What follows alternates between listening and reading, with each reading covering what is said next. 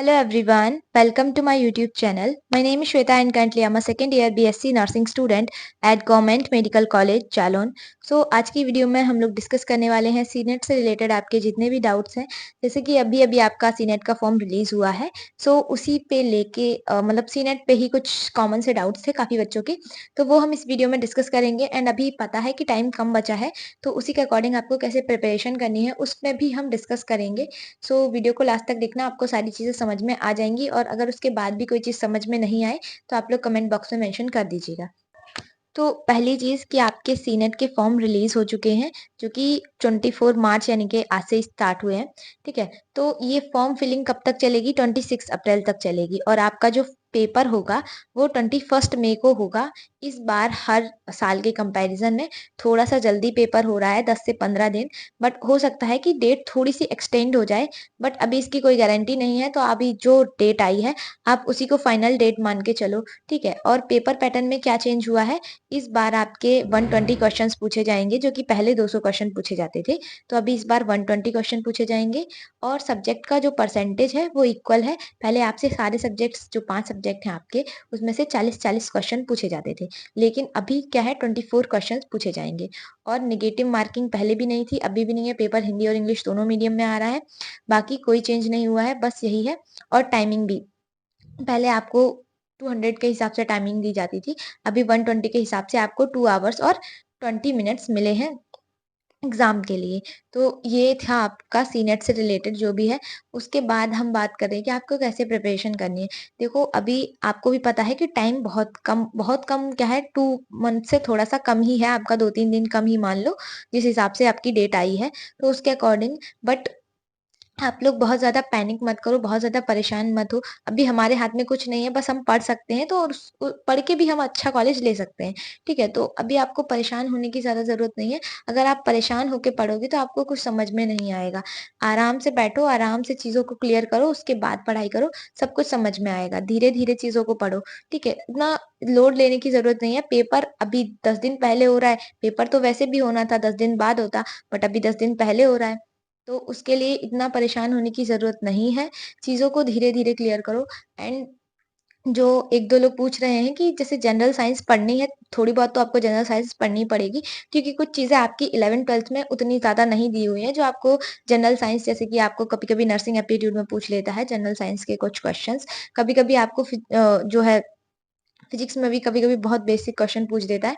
तो उसके लिए जनरल साइंस अगर आप लोग को नहीं समझ में आ रहा है, आप यूट्यूब पे देख सकते हैं जनरल साइंस के क्वेश्चन। अगर आपको नहीं समझ में आ रहे, तो जो लुसेंट की जीके की बुक आती है, उसमें से आप जनरल साइंस पढ़ सकते हैं। उस किताब में जनरल साइंस जो है, वो काफ़ी अच्छी दी हुई है। या फिर अगर आपको फिर भी नहीं समझ में आ रहा है जनरल साइंस का क्या करें, तो आप यूट्यूब पे सिंपली देख लो। बस यही सबसे अच्छा ऑप्शन जो मुझे लगता है, कि आप यूट्यूब पे देख लो जनरल साइंस। जो एसएससी वगैरह के एग्ज़ाम होते हैं, उनमें जो जनरल साइंस आती है, उन्हीं जनरल साइंस के आप वीडियोज़ देख लो, आपको जनरल साइंस आपका क्लियर हो जाएगा। आपको फिजिक्स, केमिस्ट्री और बायोलॉजी कैसे कवर करनी है अभी, उसी पे हम बात कर रहे हैं। बेसिकली ये वीडियो में मैं आपको काफ़ी शॉर्ट में एक्सप्लेन करने वाली हूँ, क्योंकि अभी आप बस एक बेसिक आइडिया ले लो, उसके बाद मैं डिटेल में नेक्स्ट वीडियो में आपको बता दूँगी। अभी आपको क्या करना है, जैसे फिजिक्स, केमिस्ट्री और बायोलॉजी है, आप बेसिक्स पे फोकस करो। मेनली फिजिक्स, केमिस्ट्री में जो बेसिक्स क्वेश्चन बनते हैं, थ्योरी पोर्शन मेनली जितना रहता है आपका, तो उस पे आप ज़्यादा फ़ोकस करो। आप पहले थ्योरी पोर्शन को और जितने भी बेसिक्स हैं उनको कवर करो। एंड उसके बाद जो-जो आप कवर करते जा रहे हो, डेली आपको उस चीज़ की क्वेश्चन प्रैक्टिस करनी ही करनी है, क्योंकि क्वेश्चन प्रैक्टिस से आपको अच्छे से क्लियर हो जाता है कि वहाँ से क्या-क्या क्वेश्चन बन सकते हैं और किस टाइप के क्वेश्चंस फॉर्म होते हैं। क्वेश्चन प्रैक्टिस और बेसिक्स ये आपको कवर करना है। प्लस आपको जितने भी फ़ॉर्मूलाज़ हैं, वो आपको अच्छे से लर्न करने हैं। अगर आपको फ़ॉर्मूलाज़ नहीं मिल रहे हैं, तो आप टेलीग्राम से ले सकते हो, वहाँ पे मैंने अपलोड कर रखे हैं। फिजिक्स के सारे मतलब जितने भी चैप्टर्स हैं, सारे चैप्टर्स के आपको फ़ॉर्मूलाज़ मिल जाएँगे, इंपॉर्टेंट पॉइंट्स वहाँ पे मेंशन्स हैं, तो आप वहाँ पे मतलब डाउनलोड कर सकते हो वहाँ से इज़ीली। दूसरी चीज़ ये है कि केमिस्ट्री में भी आपको सेम चीज़ करनी है। केमिस्ट्री में जितना भी थ्योरी पोर्शन है, वो आपको अच्छे से कवर करना है, बेसिक्स अच्छे से कवर करने हैं और जितने भी फ़ॉर्मूलाज़ हैं, उनको अच्छे से लर्न करना है। एक साथ लिख लो, उसके बाद अच्छे से याद कर लो। और क्या है कि जितनी रिएक्शंस हैं, तो रिएक्शंस को लेके ज़्यादा कन्फ्यूज़ मत हो। उसमें जो बेसिक रिएक्शंस हैं, वो आप अच्छे से याद कर लो। एक साथ या तो किसी पेज वगैरह पे लिख लो, तो आपको अच्छे से एक साथ रहेंगी, तो आपको मतलब पढ़ने में आसानी होगी, बार-बार ढूँढना नहीं पड़ेगा। और जो रिएक्शन अगर आपको नहीं याद हो रही है, तो आप लिख के याद करो, रिएक्शंस को याद करने का एक अच्छा तरीका ये भी है कि आप लिख के याद करो। थोड़े बहुत न्यूमेरिक्स वगैरह की हेल्प ले सकते हो आप इनऑर्गेनिक केमिस्ट्री के लिए, तो आप वो भी कर सकते हो, है ना। और बायोलॉजी में आपको एनसीईआरटी ही पढ़नी है। अगर आपको लग रहा है कि आप इतने टाइम में एनसीईआरटी नहीं कवर कर पाओगे, तो आप यूट्यूब पे जो वन शॉट लेक्चर्स होते हैं उनकी हेल्प ले सकते हो। और दूसरी चीज, शॉर्ट नोट्स अगर आपने पहले से बना रखे तो उनको पढ़ सकते हो, नहीं तो यूट्यूब पे भी काफी मतलब जो शॉर्ट में चीजें एक्सप्लेन करते हैं, काफ़ी चैनल्स हैं जो एकदम शॉर्ट में पढ़ाते हैं, तो आप वहाँ से भी चेक कर सकते हो, ठीक है। तो ये कुछ बेसिक्स मतलब कुछ तरीके हैं जिनसे आप जल्दी सिलेबस कवर कर सकते हो। और जितना भी आप कर रहे हो, चाहे वो फिजिक्स हो, केमिस्ट्री हो या बायोलॉजी हो, क्वेश्चन प्रैक्टिस आपको करनी ही करनी है। अगर आप क्वेश्चन प्रैक्टिस नहीं करोगे, तो आपको आइडिया नहीं लगेगा कि कैसा क्वेश्चन पूछा जा रहा है, यहाँ से कैसा क्वेश्चन और बन सकता है।